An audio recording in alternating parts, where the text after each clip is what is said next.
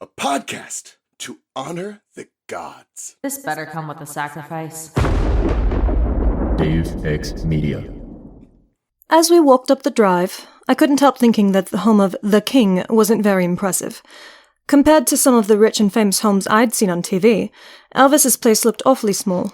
It was just 2 stories high, with that wide-columned portico and brick walls. Ridiculous plaster lions flanked the steps.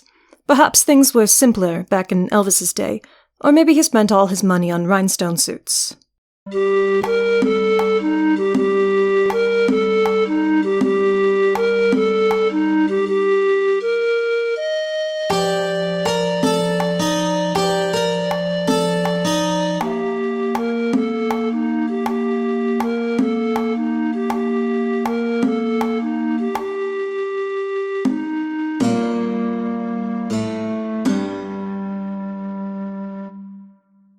Welcome to Of the Oldest Gods, where we discuss Rick Riordan's roles as godly parents. I'm Raye, following the path of Gab. And I'm Charlie, following the path of Bast. And bro, this is the first episode we're recording in the new year. Woo! How are we feeling about this? How are we feeling today? 2025 is a very mathematically pleasing year. It's got a square root and everything. You know what Abby told me last night? Is that 2025 is a quarter quell. Fuck. Oh my god. So that was the realization about this year. We're so unrelevant because we record so early. But, I have so many things to say. Did you know it's Pacific Rim year? Pacific Rim is gonna happen. Oh, that's one of those with the giant robots, yeah? Yeah. Yeah? Okay, cool. I know only so many medias. I know a lot of medias, but that's not one of them. It's a good movie. Yeah, I'm sure it'll be fine. That's what I have to say about this year. I'm sure it'll be fine.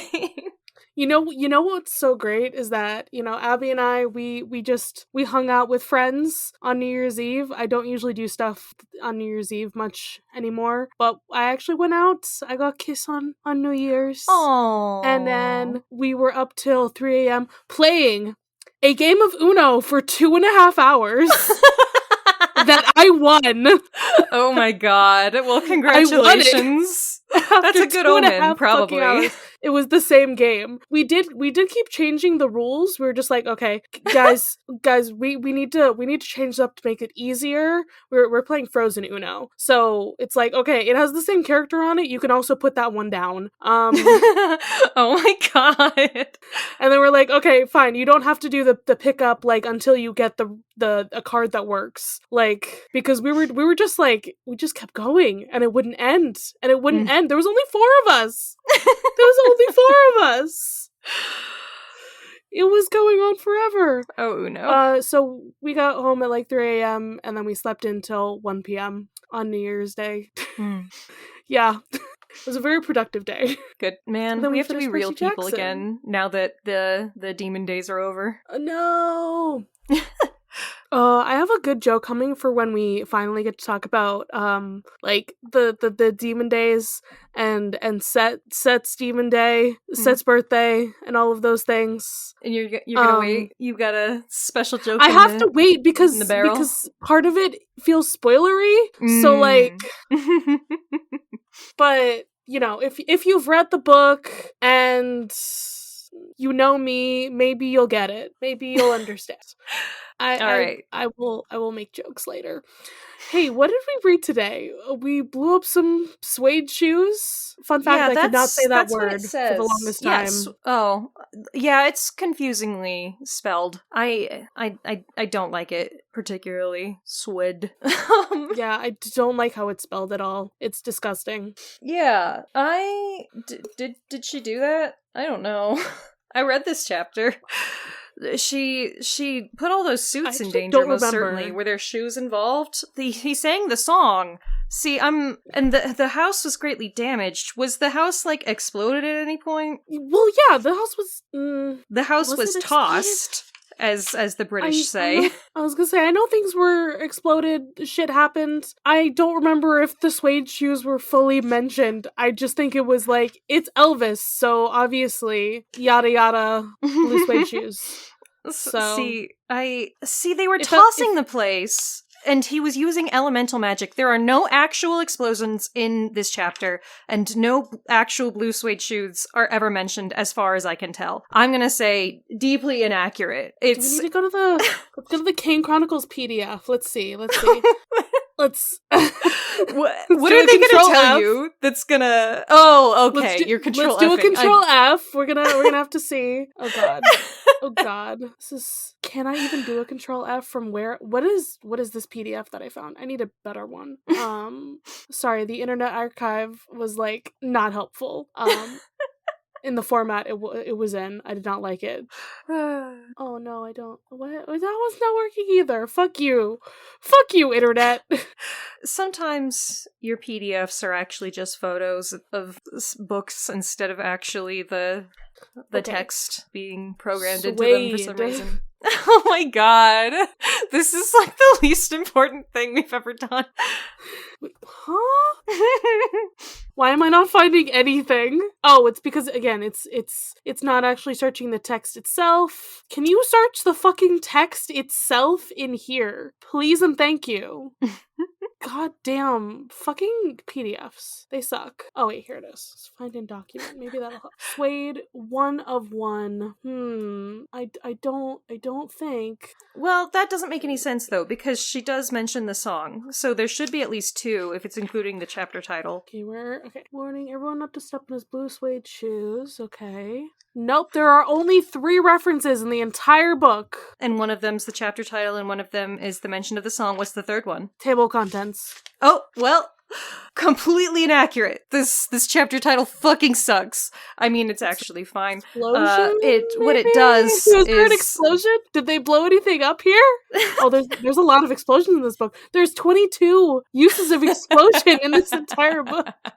This is too fascinating. It's my. I got it to work, y'all, and I'm obsessed with doing this now. Well, you can make your little charts of the word explosion being used in the book later. Right now we have to podcast, and I don't know that this is good audio. This is great audio. I mean, my bit isn't good audio either, but we're too deep into it now.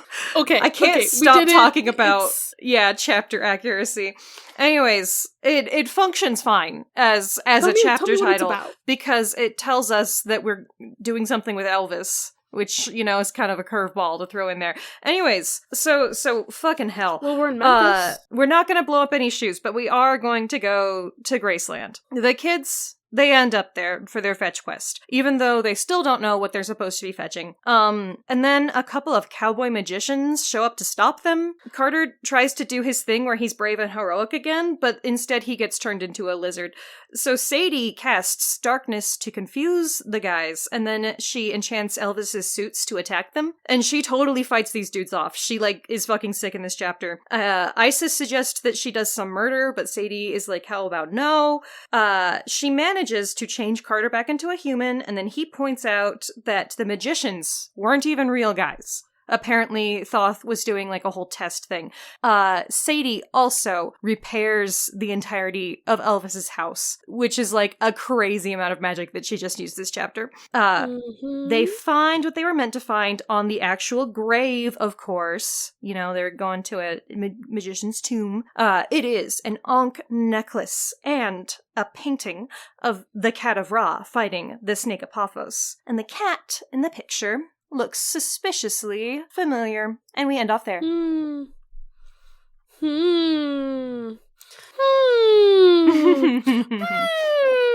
Action-heavy chapter, lots of fun. And then... our mysteries are coming together. Our mysteries. Our mysteries. Hey, you want me to talk about that mystery just a little bit further? Ooh. Perhaps in a myth section? Well, yes, indeed. I could perhaps do that for us today. So, in case you missed it, let's talk about the Eye of Ra. Because we've already talked about the Eye of Horus, Let's talk about the Eye of Ra! Everybody got them eyeballs. Right? Literally. So, like, I think I already talked about how Horus's eye is, like, it's associated with the moon and all of that. It is the left eye. Ra's, the Eye of Ra is the opposite. It is the sun. It is the right eye. It is Ra's eye, you know? Yeah. Very fun symbolism. Love it. I know, right? It's very good. So, if you see one that is, like, it's the right eye, it's Ra's. If you see one that's the left eye, it's Horus's. And if somebody's doing the wrong way, then they don't know their shit. Are they identical otherwise? Like the basic symbol, it is like exactly the same. It's just like the left or the right. But there is also another symbol because it's sometimes depicted as the sun disk as well. Right. Okay. Which I really love this little illustration here. It's like the orangish reddish like circle, and then it's got two snakies come out of it on either side. Each of them has a little ankh around their neck, and they also got the two little crowns of Egypt. Yeah, the upper kingdom and the lower kingdom. Those are some really fucking cute snakes in their little hats. I'm really, really charmed by this image. I'm obsessed with this one. Like, when I was telling you, I'm just like, ooh, I really like what we're talking about this time. And it's this image. You just is like what these I'm snakies? I am obsessed with them. They're my boys. For my real, though. Sons. They're, like, adorable. Snakes. Guys, snakes are just cool, okay? They are. I love you, snakes. Indiana Jones would never. Alright, but yeah, so sometimes it is a sun disk, but sometimes the Eye of Ra can also be an extension of Ra's power and can be an independent goddess. Oh. A feminine counterpart to Ra and a violent force that subdues his enemies. So there are several different goddesses that this has been equated to. Hathor, Sekhmet, Bastet, Raye, Tawi, Menhit, Tefnut, and Mut. They act as like so many different things to him, apparently. Mother, sibling, consort, and daughter. So just, I guess his, just his partner somehow. Right. What have you. It literally says like his partner in the creative cycle, and when he renews himself, he's born again. But it's always ends up being like they're sent out to like kill a bunch of people. So, it's fine. And that's why they're represented as like a lioness. Although sometimes also as like another snake, because snakes usually specifically like the Egyptian cobra, the urias, which is those little snakies on the sun disk. Again, that's what they are. I like them. But that's like a specific like symbol of protection and royal authority for like so we have your evil snakes, and then you have your like godly good snakes. So snakes snakes are everything. Snakes are just important. It's interesting that we've gone with cat fighting snake in that case, because, it could have been snake fighting snake in a kind of double Ouroboros, like, situation. Right? It could have. Ouroboros. And that would have been very interesting. Are any of these goddesses associated with snakes? That's my next question. Because we have... It does show Sekhmet wearing the Urias and the sun disk. So, like, lion head with snake hat, Okay. So at least they can combine them sometimes, but... Well, I was gonna say, did any of them, like, I guess, become, like, some kind of snake person or anything? I don't know. Mud, it says vulture is her symbol. Tefnut, she's a lioness. I scrolled down too far. Oh! You already know Bast is Cobra cat. goddesses. It's under the feline section that you were saying. Wadjet, she was a Lower Egypt deity associated with royal crowns and the protection of the king. Retenutet, and Meretseger are all Cobra goddesses. And they're all associated with the Eye of Ra? Yes. Oh, okay then. There we go. They just had their own paragraphs, so that's why you didn't see them. That's fair. So yeah, it seems less popular though, which is also interesting. Yeah, it's usually the cat. Well, I mean, like, they also really love their cats, and like... Yeah. they really think that like the snake, you know, that eats the sun is the bad guy. So to make it like, okay, well, it needs to be this or this. It needs to be a little bit, you know, clearer who is the villain here.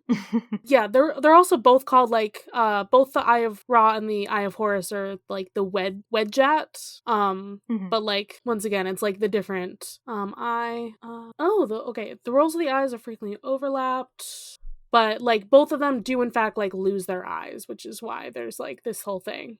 Like, oftentimes, how he creates this, like, Eye of Ra, like, warrior cat lady to go and, like, fight his enemies is that he takes out his own eye and creates a separate goddess. Okay. Huh. It's not the first thing I would go for, but, you know, if it works, it works. I mean, you know, it's when it's like, it's part of its own power, you know? And that's why it's like very specifically linked to him. And like, that's why she would be so powerful as well. Like, and he's like a creator deity as well sometimes. So like, he can just make things. He doesn't necessarily have to have like help. So we have our roles of the Eye of Ra. We have like the solar stuff going on, like it's the sun disk sometimes. Of course. Oh, it also says the disk itself is called Ra's daughter, which is very interesting. And it's always red, it seems like, or like reddish orange or whatever, because it's like a source of heat and light associated with fire and flames. And it's always interesting, like what colors you choose to represent the sun. Yeah, it's also procreative because of like, you know, how he kind of births a goddess through this with the eye thing. Okay, this is talking about Ra's birth itself. How he's born. He emerges from Nut because, you know, she's the sky. Oh god, this person. Okay, so it says, Egyptologist Lana Troy suggests the disc may represent the womb from which he is born, or the placenta that emerges with him. Thank you so much. Why?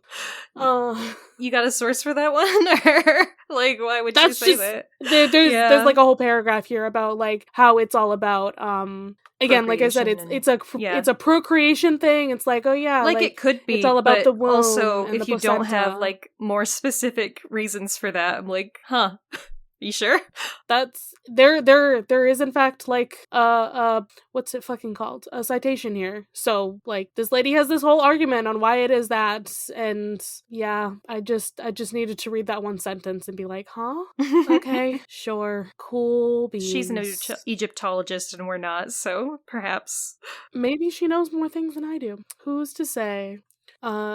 This is also saying like something about like Hathor, like that sometimes she's called the Eye of Ra, and then she has a relationship with Horus, and they all have solar connections, yada yada yada. So, okay. So before the creation of the world, he has these two kids. Oh, he sends out his eye to find him. I was like missing one sentence here as I was trying to skim this paragraph. He like takes his eye out to go find his kids who have drifted away in the waters, and then he somehow has another eye, and his kids are mad about this. I think somebody's mad about this. I don't know what you're talking about. I don't know. I don't know either. Somebody's mad that he had a new eye for some reason. And because of that, he gave them the cobra thing. Cool. Also, somebody cried, and that's how humans came to be. The tears. The creator god is said to have shed tears. Is the creator god Ra in this instance, or is it somebody else? I'm still confused by that. Says solar creator Ra or a tomb. Okay, so Ra. So Ra cries, he creates humans. Or it's the eye itself. The eye is the thing that cries and creates people. Interesting. Cool. Also, I guess there's more stuff about the eye and crying. How that could be the morning star, maybe? Sure. Okay, here's the aggressive protective shit. Because this is usually created to be like I said, a weird force that just kills a bunch of people. So, it's destructive power from Ra, the heat of the sun, because, you know, they live in the desert. The sun, kinda destructive, kinda not pretty fun. Fucking hot. It's pretty fucking hot, isn't it? So, Oh, and this it says like the cobra symbol is logical for this dangerous power. Okay. I'm sorry. What? There's something about Apophis's eye as well. Okay, so Apophis also has a powerful eye, maybe that is a weapon against Ra, and Ra's eye is one of the few things that can counteract it. Of course, okay. People be looking. People be looking, man. I don't know. Lots of slaughtering. In this myth called the destruction of mankind, I do want to save part of this. Like, I really do want to save this specific part for later because it's going to be important. Oh boy. And we're going to talk about it with one of our friends. So, just hold on to Ra's eye being very destructive and bloodthirsty. Hold on to that and keep that in your pocket for another recording in the future. Okay? Okay. I'm not scared at all. You should be. So what I wanted to say is that I really like what Rick has done with this. He has taken this idea of the Eye of Ra, and he is using one of the popular interpretations, not necessarily the most popular interpretation, so that it can still be a little surprising. Like, if you knew about this myth, I think you probably could have figured it out. You almost certainly could have figured it out before this point if you'd been paying attention to the hints that have been dropped. But, it's yeah, absolutely. It's a little obscured, but it's not outside of the realm of mythological possibility. And so it's like kind of an exciting reveal, I bet, even if you do kind of know what's going on. Yeah, because there's like so many different goddesses that it could have been and everything. Yeah. I'm just really happy that one of my other favorite lesser known deities is on this list as a potential Eyes of Ra. Let's see if I can ever say her name because her name is a long one. Where at Hekau. Sure. She is the goddess of supernatural powers, which is why I think she's cool. Like that is. If that is your title, I love you. A little hilarious. Yeah, that's pretty good. Goddess of superheroes. I mean, great one of magic, great enchantress is like what her name means. So I'm fun. Like, ooh, magic and shit. Love that. And she's once again either a snake or a lion lady. But yeah. So I mean I'm basically done here because like I said, I want to save like one of the really big myths important for something this juicy for later. But yeah, cat lady fight big snake. Or sometimes snake lady fight big snake. Who knows? Both are good. Unclear. Yeah. You ever watch Ricky Tikki Tavi? I mean, watch or read. Isn't that a book? There's a book and an animated film. I don't know if I've seen an animated film, but I think I've like read the story. Interesting. I thought that the film was more popular. Anyways, love that little guy. He's real good at fighting snakes. Well, it's from the Jungle Book, so like I'm pretty sure we had to read like excerpts from it from like some kind of English class at some point. I don't remember if that's why I would have read it, but I watched it when I was pretty little. He's a little guy. He does in fact look like a little guy. I don't think I've ever seen this movie though. You should watch it. It's pretty charming. It does look. I mean, I haven't seen it in many moons. Well, something to think about. Something on the list. Anyways, that's what I think about when I think about fighting cobras. So it should have been a mongoose, is all I'm saying. No, it's a cat because cats are cool. Also, does this mean that we have to fight because I'm a cat and you're a snake? But then again, you're the good snake, so like you're fine. Yeah, it's fine. I'm like a sweet little garden snake. You are a sweet little garden snake. This is true. If ever there was a little guy. Okay, let's talk about not some Blue Suede Shoes. Yeah, because they don't fucking appear in the chapter. Yeah, so Carter has been to Graceland before. Dad brought him here. Yeah, so he immediately is like, oh, I know exactly where we are. But what? I thought we were going to a magician's tomb. Why are we in Graceland? What's going on here? Are you, Thoth, implying that Elvis Presley, that one guy, was a great Egyptian magician. Well, he was a bard, clearly. He was certainly doing something. I feel like there's something else to be said here, because, like, I mean, one, we're both white people. I feel like that should be stated first. But didn't Elvis make a lot of, like, music from African American people popular? That is mentioned in the chapter. That's explicitly part of and the fact that he would also be an Egyptian magician kind of feels like interesting. Once again, for a white dude to be using this African power. Also, the chapter is uncritical of the way that Elvis, okay, here's the quote. Dad loves blues and jazz mostly, but he said Elvis was important because he took African-American music and made it popular for white people. He helped invent rock and roll. So, very, very uncritical, just saying this is of historical importance. If we're going to be critical of it, we can talk about cultural appropriation. And also, that's what I'm trying to come at here is like, okay, so he culture appropriates the music and then the magic as well? Question mark? There's never been any gatekeeping of Egyptian magic in this story, though. True. You know, it's never been culturally locked. You have to. I guess it's just a bad look. Yeah, it is a bad. I see where you're coming from. I've assumed that anyone can learn Egyptian magic if they are ready to, like, accept parts of its religion and culture. You know, if they have the mana, the midichlorians, or what have you, to make you be a magical person, we don't actually.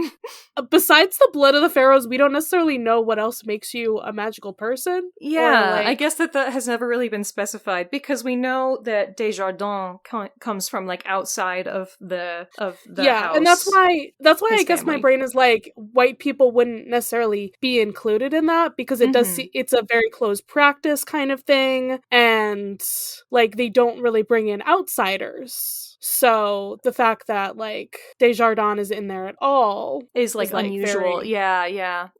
So that's why I'm like, Elvis? Interesting.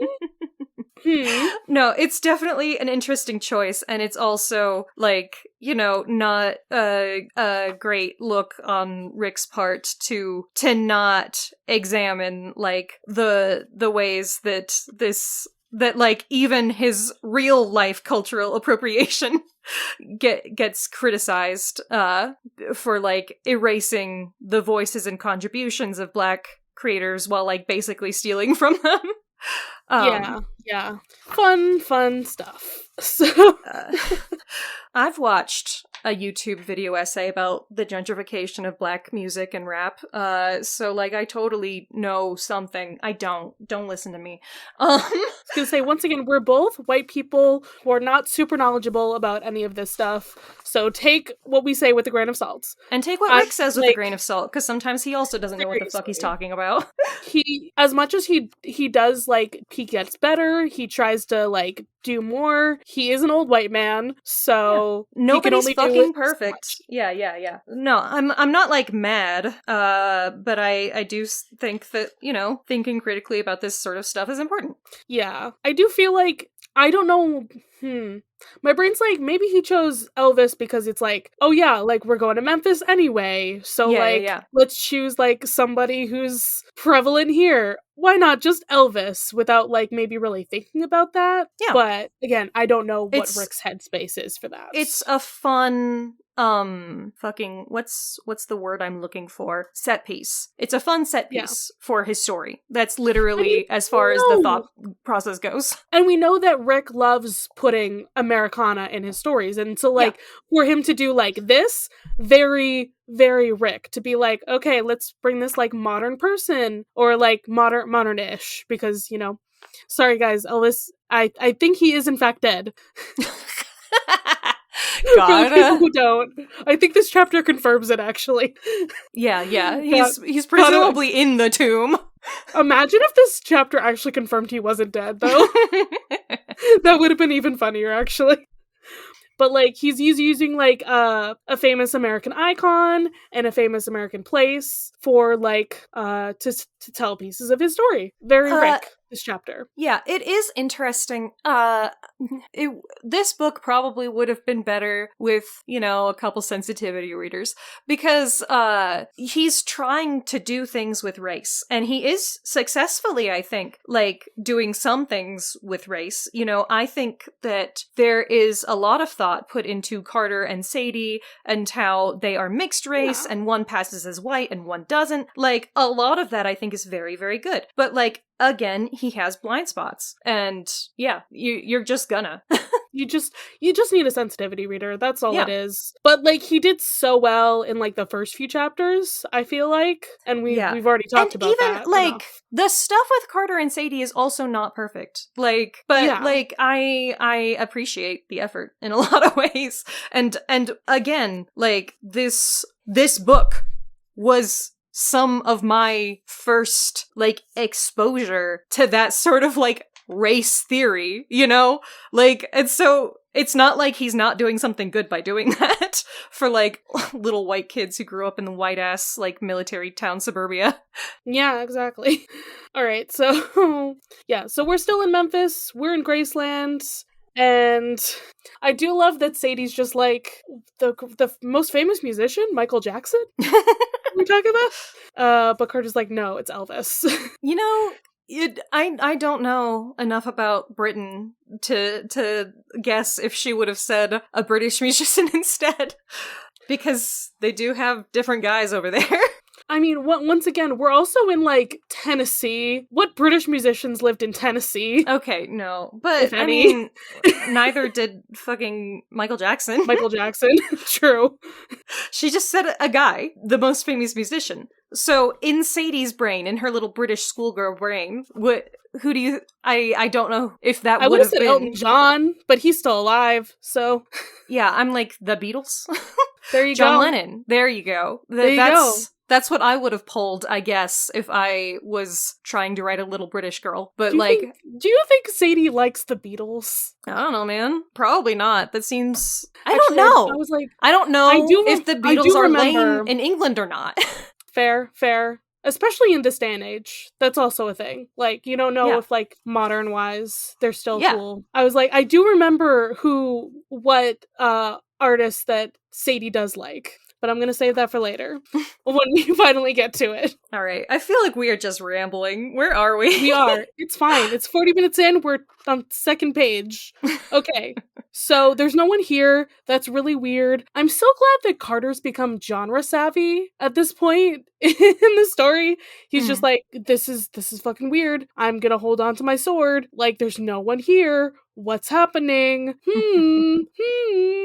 Carter's just prepared for violence at any given time, apparently. It's his anxiety. It's transferring into new behaviors. Yeah. The front door literally opens by itself, and he's like, nope. Carter, thank you. You've learned you're in a horror movie, and you should leave now, because you will be the final girl. But there's two magicians behind them, and let me just tell you, I'm in love. like not actually, like, no, but this is so delightful. Cool. It's so good. What are their fucking names? It's Gerard and Wayne. Jared and Wayne. Well, like, the fucking it's not like Jared, it's Gerard. Gerrod. Like Yeah. Why? He's got his little fucking cowboy hat. They got their southern accents. These are Thoth's OCs. He came up with these guys for his D&D adventure for them. And it's so proud of him. It's very delightful. They're so funny. One of them's a lizard wizard, and one of them is an elementalist who uses cheese powers. Like a cheese elementalist. Bro, all of this is going in the future RPG, right? Like, absolutely. You can just have Shabty encounters.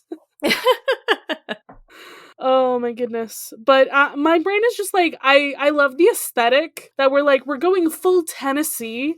but we're also doing magic shit. So this is it's this so like, good. no, this isn't technically the first gun we've ever seen in a Rick book, but Oh, right. I forgot he makes his staff into a fucking shotgun. What the fuck? I love that part. Like, I was like, oh my god, we're doing guns in a Rick book? But then again, we've done that in, oh god, I think it was like Titan's Curse. I think the zombie guys had there was guns. a lot of like And then weird Sally had a militarism, gun. because you know that Rick loves like military history. Yeah. so we have like in the fucking underworld, and like every time that we do shit with Ares, you've got like skeletons with guns and shit. Yeah. That's so it is they do show up, definitely.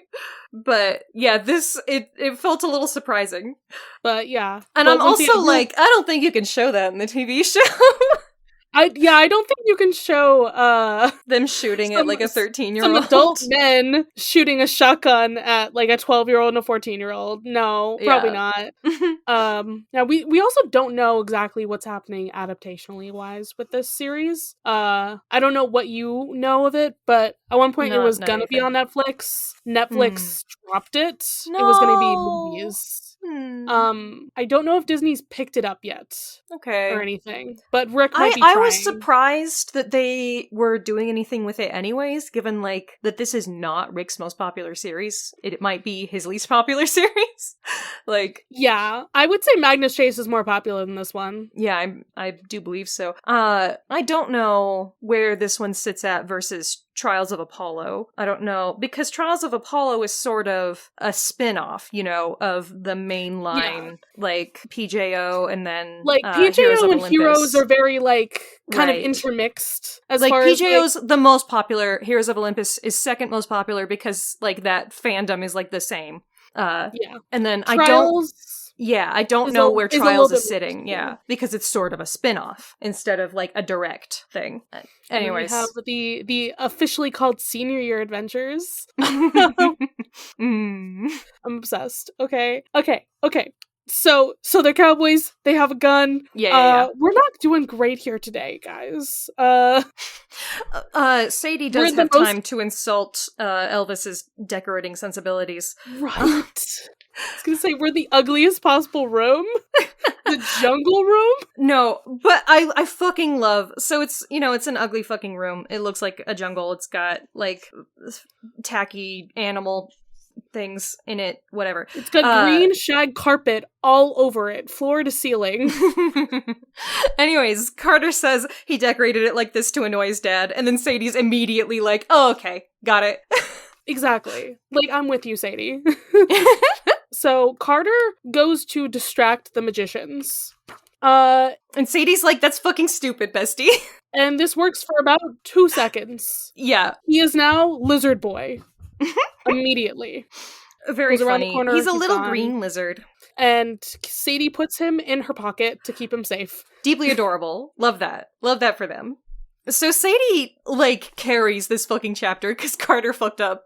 So now she just has to, you know, take care of business. She does also keep saying, like, I hate when he tries to protect me. I hate when he tries to do it. And he does it not very well. We're mostly just smashing and crashing stuff. Oh, there's some blasting, I guess, you know. Okay. Some of the thing. Yeah.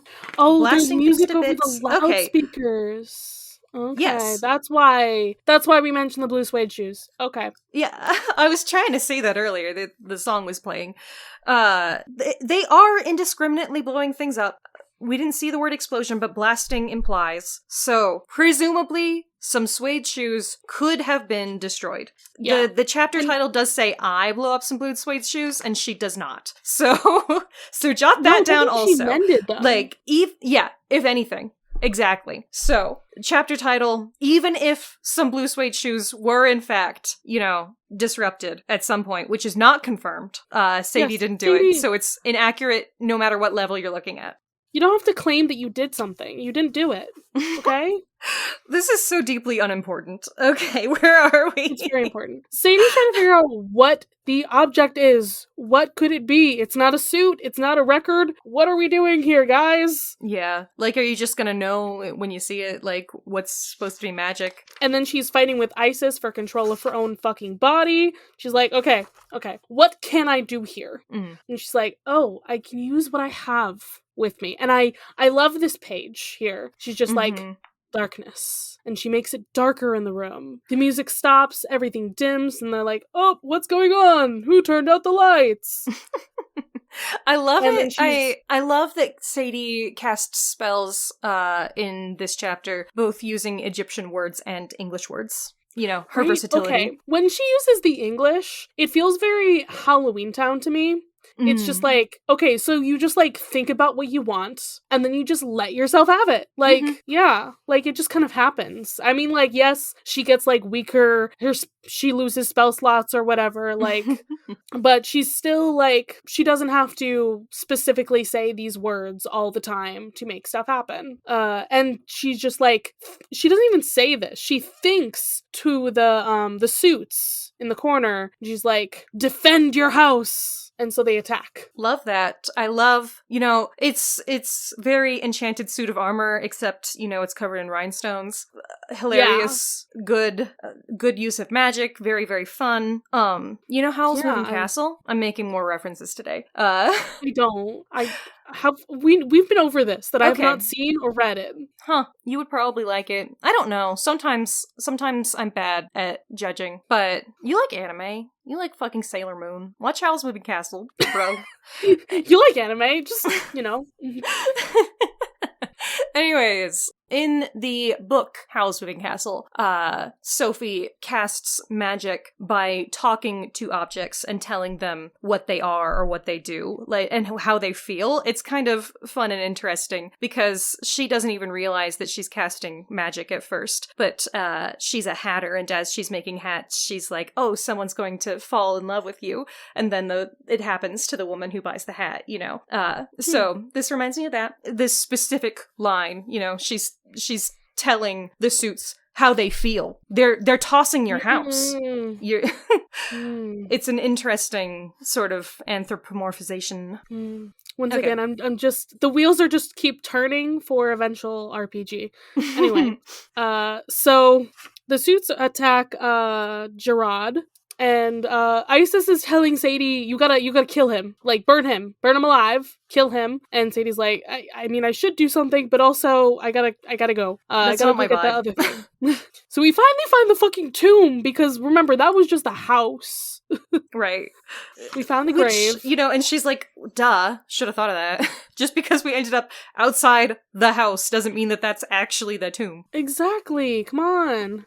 Yeah, and then the other guy, Wayne, is here. Sadie's able to block his lizard magic. He turns a pigeon into a lizard. Poor guy. So sorry. Pigeon lizard. Oh, it's Gerard who's got the lizard powers. It's Wayne who it is? Okay. comes in with the elemental magics. Yes, okay. It was. You're right. You know, our lizard wizard. Maybe I don't know who's who.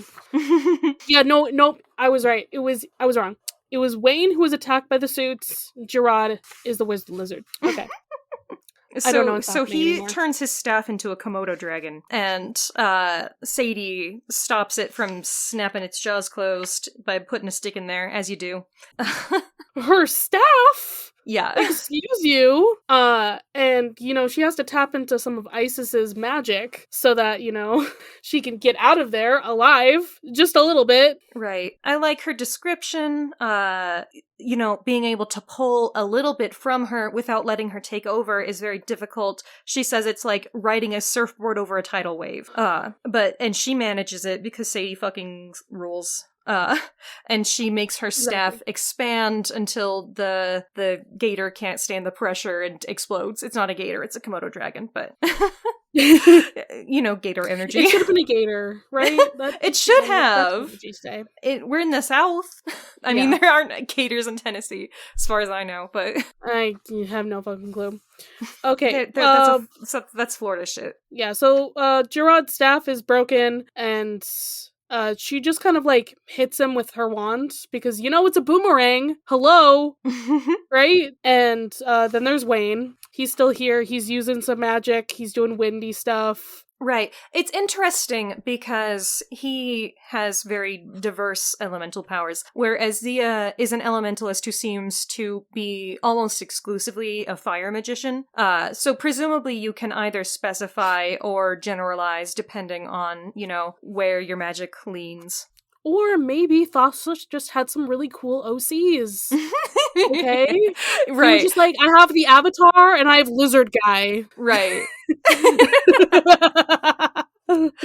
Yeah, it's hard to draw conclusions from Thoth's unique OCs do not steal. Yeah. And then Sadie remembers something that Zia did, and she's like, oh, rope, right? That's what Isis tells her. Every magician has rope. So she says ta, and it ties him up. Nice. Kinky. Fuck. Okay. And then she makes him be quiet. She literally says silence to him, and now his voice does not work. Right. That is terrifying, Sadie. Nah, silence that's a spell in D&D, it's fine. It's very clever of her because Isis is telling her she has to kill this man. And Sadie is not cool with that, but she also knows that if he can continue to speak, he can continue to cast spells and, do violence against her. If he can't speak, he's done for. So it's a very clever middle ground that she's found here. Mm-hmm. Love that for her. And then Sadie does, like, so many things. Again, she changes Carter back, and she fixes the house. Because it'd be kind of fucked up if you destroyed Elvis's place. But they figure out, wait, there's something going on with these guys. There's little yellow orbs coming out of them, and they're not human. They're cracking. Right. And oh my god, they're rock.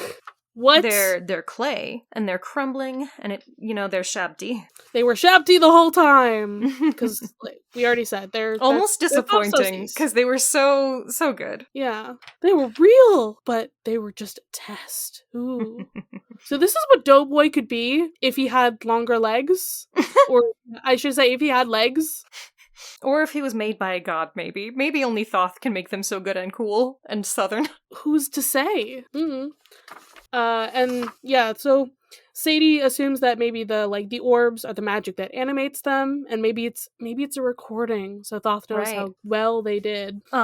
So Sadie has done so much magic that she is about to pass out, but all that they really have left to do is go pick up their item, which they managed to do. It's a necklace wrapped around a little bit of parchment. Papyrus. Yeah, it's an Ankh necklace. Of course it is. It's always an Ankh. Everything's an Ankh. And this is where we get our little picture of a cat trying to slice off a snake's head with a knife. It's really funny, actually. The cat is smiling a little bit, just chill, and this snake is not having a great day. And the cat's just, holding a knife. It's great. Yeah, I love the little, are those, I don't know if those are sweat or blood marks, just I think that's blood, coming off, yeah. But it says, keep up the fight, and he's like, is that vandalism? You're marking up an ancient drawing? This is weird, why is this being left for Elvis, huh? But Carter says, oh, this is a very, popular picture, and it's in a lot of tombs. And then he's like, that's the Cat of Ra fighting Apophis. Ra's famous enemy. Yeah, somebody's talked about him recently, Yeah, potentially. He came up in the Nut chapter. I know that because I just edited it. Yes. Big snake. Big snake. Yeah, and most people assume that this cat is Sekhmet because she's the lion goddess and everything. Right, violence. But this cat looks like Muffin. Which is fascinating. Bast picked a cat. Maybe the cats also have a line of pharaohs who Bast likes to possess. I mean, it's an Egyptian cat. They did, in fact, pick a very Egyptian style cat for... Right. Yeah, that makes sense. Maybe it's just the same breed of cat that totally tracks, but I like to imagine that it's a particularly magical cat family line. Who knows? Maybe that's like, maybe not necessarily blood of the pharaohs, but like the blood of the cats. Maybe that is like a thing for them. Who knows? Who knows? They did worship cats. So yeah, so this is very interesting, and now we have some questions that we won't get to until next chapter. We done it. We did it, folks. We did it. Raye, do you have a plug? I do. Good for you. Yeah. I know that I've talked about Tom Cardy before because I really, really like his music. He is a comedy musician who posts primarily on TikTok and YouTube. His music videos are very good and fun. A few months ago, he came out with a new album that's called The Dancefloor at the End of the Universe, and it is a very enjoyable album. I think that there are a lot of very clever and charming songs on it. Yeah, that's all, I guess.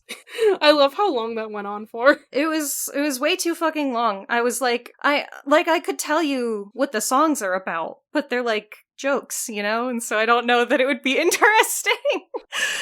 Comedy music is really good sometimes. I don't actually listen to very many comedy musicians, but I do have a few who I enjoy. And normally when I enjoy a comedy musician, it's because they aren't just jokes. They're also like writing songs that I think are insanely catchy. And then like the joke doesn't get old. You can still listen to it over and over. And I think that Tom is like doing that the best of anyone in the modern age. Like eminently, incredibly, fascinatingly listenable. Like, anyways. Check that out. It's good. Coolio. Okay.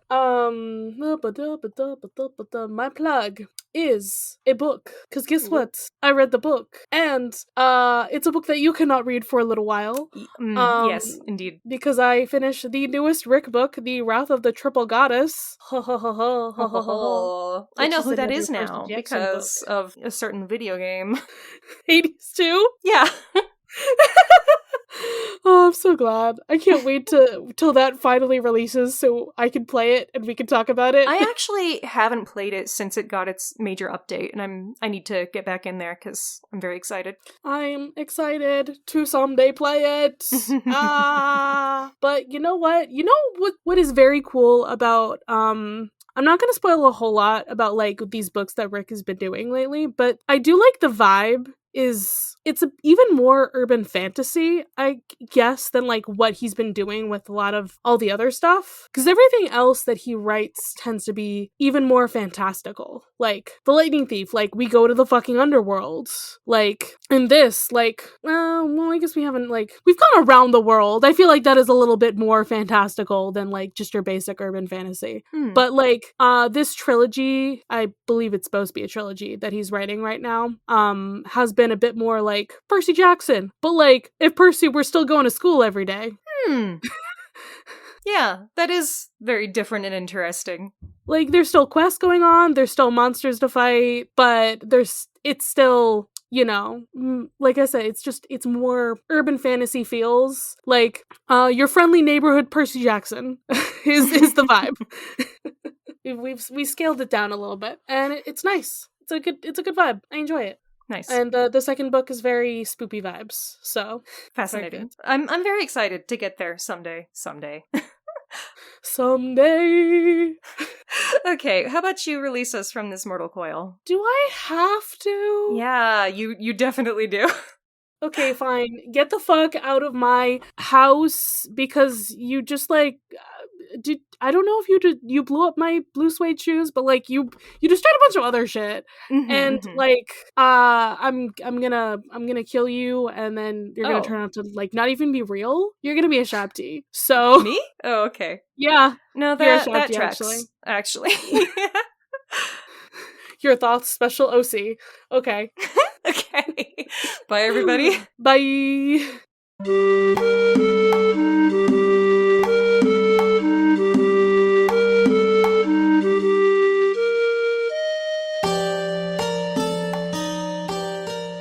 Of the Eldest Gods would like to thank its $10 and up patrons.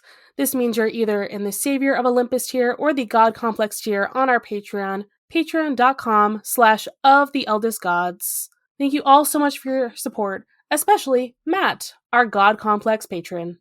You can follow this podcast's socials at Of the Eldest Gods Pod on Instagram and Tumblr. You can send us a message through the Duat to oftheeldestgodspod@gmail.com. If you'd like to support us financially, join us at patreon.com/oftheeldestgods. By becoming a patron, you can join the Deus Ex Media Discord server, where you'll be able to chat with us and other listeners about the Riordanverse or whatever else. Our $5 patron tier also gets you access to Against All Odds, our monthly bonus show. There, we'll talk about a wide variety of topics, which usually have something to do with mythology, no promises. You can check out our merch store on Redbubble to find custom designs made by Charlie. Or if you cannot or do not want to support us financially, we'd really appreciate a rating, a review, or letting your friends and followers know how much you love the podcast. That really helps. If you want to hear more from me, Raye, check out Barbie Movie Slap, a podcast where my co-host Ted and I discuss Barbie's cinematic universe. That podcast's Twitter is at Barbie Slaps. You can follow me, Charlie, at GreenPixie12 on most platforms. I also have an art Instagram at GreenPixieDraws. You can also hear my voice on 2 other podcasts. I co-host another podcast on the network with the meme maker Robert called The Bits, where we talk about the Cartoon Network show Steven Universe. I also co-host a non-network podcast with my buddy Ethan called Mysteries in the Machine, where we talk about all things Scooby-Doo. Our music was created and produced by Isabel Strauss-Riggs. You can find Isabel at Kane I, that's I is in the body part, on Instagram and Twitter. She also currently makes video essays on the YouTube channel Kane I. Feel free to message her about making music for your project or editing your podcast. Of the Eldest Gods is based on the series by Rick Riordan. Right now we are discussing The Kane Chronicles. Remember to follow us on your favorite podcatcher and meet us back here every Thursday. We are... Not the Crystal Gems. We are the Bits. The Bits, the Bits, the Bits. A Steven Universe review podcast. Celebrating the 10th anniversary of a show that's very near and dear to our hearts. So get ready to cry with us. And try our best not to sing. As we rewatch one of the gayest shows of the 2010s. New episodes coming out to you every Friday. Featuring your favorite host, Charlie. And Robert.